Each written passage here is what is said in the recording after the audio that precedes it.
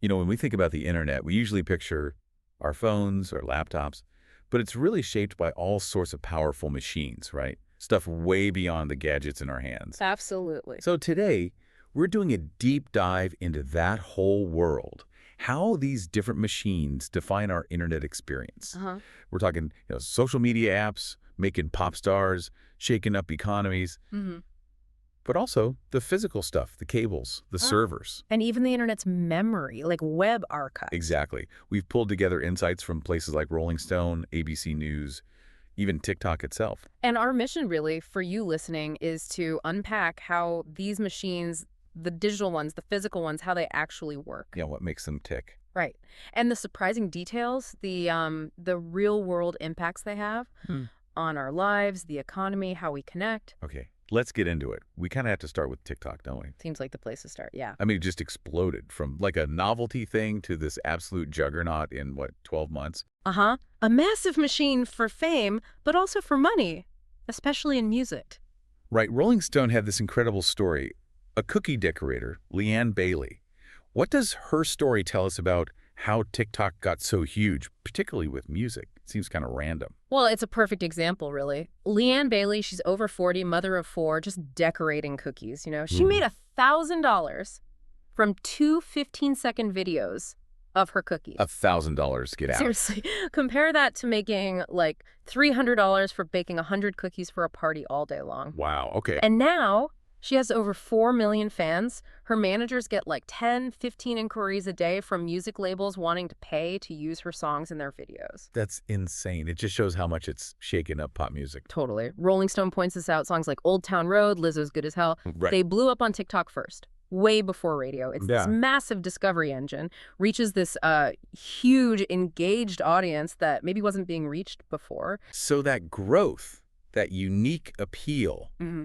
the big question is, how does the algorithm actually do that? What's the magic formula for going viral, for getting famous on there? Well, what's really interesting is how it got there so fast. It wasn't just that ByteDance poured money into marketing after buying Musical.ly, Knockly, though that helped. Okay. It's the design itself. Musical.ly was mostly lip syncing, which, gets old fast, as one source put it. Yeah, fair enough. But TikTok's more open-ended. You can do anything. Like, there's this dentist, the Bentist. A dentist. Yeah, practicing dentist, million fans. His video making a retainer to the never-ending story theme, over 1 million likes. Okay, I can see how that's different, more creative. Exactly. And that fuels this unique kind of social mobility. On Instagram, good luck becoming Kim Kardashian if you're starting now. Right, impossible. Yeah. But on TikTok, new users can actually get famous really easily. Or at least that's the perception, the possibility. And driving that possibility is the algorithm, the machine behind the curtain. Rolling Stone dug into this. It rewards watch time. Yeah, basically keeping your eyes on that video, not swiping away. That's key. Yeah. And rewatching helps too. Apparently, the app shows videos that get rewatched to the friends of the person who rewatched it, sort of amplifies it. But it's not just passive, is it? Like, TikTok itself steps in. Oh, absolutely. Yeah. It's not just organic spread. When something gets popular, say, a sound used in 3,000 to 5,000 videos, TikTok gets involved. How so? They'll add songs to internal playlists, they'll use banner ads, launch hashtag campaigns. They actively push stuff from the bottom to the top. Right, giving it a boost. And there's more. The Creators Program, they connect popular users with creator partner managers. Coaches, basically. Coaches for TikTok. Yeah, giving advice on videos, suggesting trending hashtags. And there are even whispers, reports of ByteDance paying creators directly, like $400 a month for 30 posts, or paying artists. Wow. So it's a very managed, very active system. Yeah. Designed to engineer virality. Pretty much. It's a highly curated machine. Okay, that's complex. But, that kind of rapid success, that power, it must come with challenges, right? Hurdles for TikTok. Definitely. A big one is, historically, it's a really young audience. Right. They want older users, too, and they've tried hard to get them, partly because they got fined, remember, for collecting data from kids under 13 illegally. Oh, yeah, I remember that. But that image, that cringier comedy for younger individuals vibe, as Rolling Stone put it, that can put off older artists, older users. Limits their potential market, maybe? Yeah, and another huge thing, music label deals. A lot of those initial deals are expiring. Oh, okay. And there's already a fight brewing with ICE, the European Music Rights Group. It looks like labels might go from spending money on TikTok promotion to demanding money from TikTok. Ooh, that could change things significantly if the music costs go way up. Could really impact that whole music discovery engine, yeah. So, okay, we've got the viral stuff, the music, but what about the users? Like on a personal level, economically, you mentioned TikTok Live. Right. This is where it gets into a whole other kind of machine. ABC News calls TikTok Live a game out of human connection and a massive money machine. Money machine how? Well, crucially, TikTok takes a huge cut. More than half the money changing hands, apparently. More than half, wow. Yeah. Take Holly McAlpine. She's a top Australian streamer, makes money from these virtual gifts people send her. Okay. The whole setup is designed to be super engaging. You've got real-time chat, streamers calling out viewers by name, and then these battles. Battles. Yeah. Streamers compete head-to-head for 5 minutes to see who gets more gifts from their fans. There's even a hidden scoreboard to add drama. Sounds intense. Gamified. Totally gamified. And there are rankings, too, leaderboards showing who got the most gifts that week. Constantly updated. Streamers like Holly say it becomes their whole life. I can see how that could happen. That constant competition, that ranking. It sounds like it could get complicated. What are the risks there? For streamers, but also for the people sending gifts. Well, looking at the bigger picture, this whole gifting thing, it's complex and honestly pretty concerning sometimes. How does the money actually work? Okay, so users buy virtual coins with real money. Then they use coins to buy gifts. Could be a tiny rose for like 2 cents or a big galaxy for almost $20. Right. Those gifts turn into diamonds for the streamer, and those can be cashed out. But the process, all those conversions, it sort of hides how much TikTok is actually taking. And that's the 60% figure ABC News found. In one case, they observed, yeah, the creator got just $2 for every $5 a fan spent. So TikTok's making bank on this. Wow. And what about the gifters? You mentioned someone spent a lot. Yeah, ABC News spoke to Amy Karim. She spent, get this, between $35,000 and $45,000 on gifts in less than a year. Oh my gosh. She said it was like being sucked into the wormhole, addicted to the serotonin hit from getting that validation, that shout out from the streamer. That sounds dangerous. It does. Professor Vasileia Stavropoulos calls these hybrid addictions. They mix gambling elements, gaming, social media, all rolled into one. And does it actually pay off for most streamers?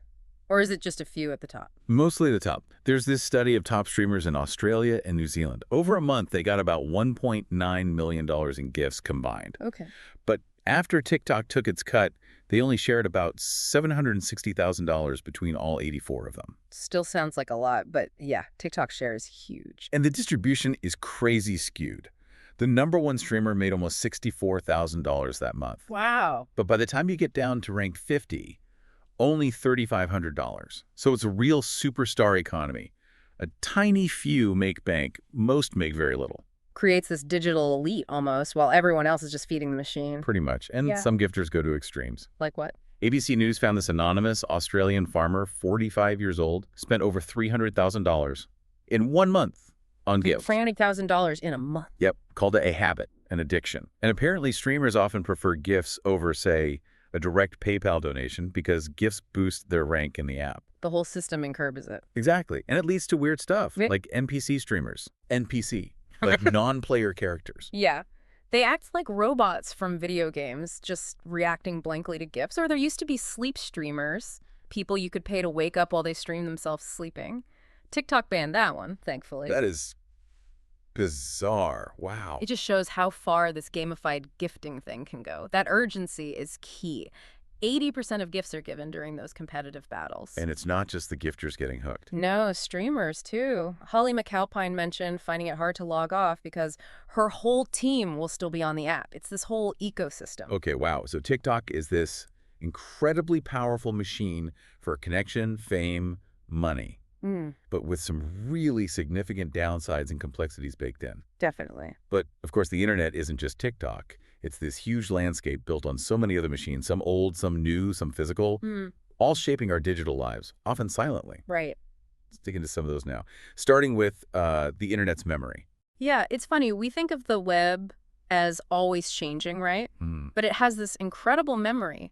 The Wayback Machine, the Internet Archives, it's like a time machine for websites. How does that work as a machine? Oh, well, it ensures stuff doesn't just disappear. It provides digital permanence. You can see old versions of websites, track changes, sometimes even get around paywalls by finding an archived copy. Huh. So the internet is forever, in a way. In a very real way. It's crucial for research, holding companies accountable, preserving history.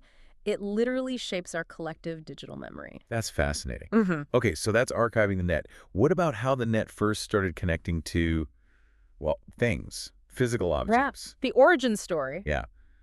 You might not guess this, but the very first thing connected to the internet was apparently a Coke machine. No way. Yeah. Back in 1982, Carnegie Mellon University. Some students rigged a Coke machine so they could check online if it was stocked and if the drinks were cold before walking over. That's hilarious and brilliant. Right. Such a quirky little hack, but that's what sparked the whole Internet of Things, the IoT. So putting that in context, that humble Coke machine, it paved the way for, what, over 30 billion connected devices today? Crazy, isn't it? Yeah, smart fridges, fitness trackers, industrial sensors, monitoring forklifts in warehouses.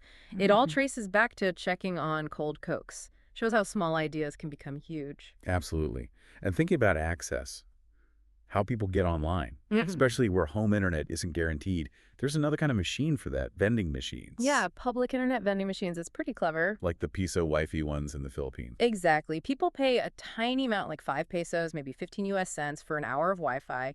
It makes access affordable. And it's a small business too, right? Yeah, someone with home Wi-Fi can set one up. It's localized, entrepreneurial. You also see SIM card vending machines in airports. Same idea, really. Modular access. So we've got memory, physical connections, access points. Yeah. But underpinning all of it is the basic connectivity itself, the foundational machine. What makes that work reliably? Right, that's a crucial question. How does the connection actually get to us reliably? There's way more going on than just plugging in a cable. Like fiber internet? Fiber is huge, yeah. That's the backbone delivering the really fast, stable connections.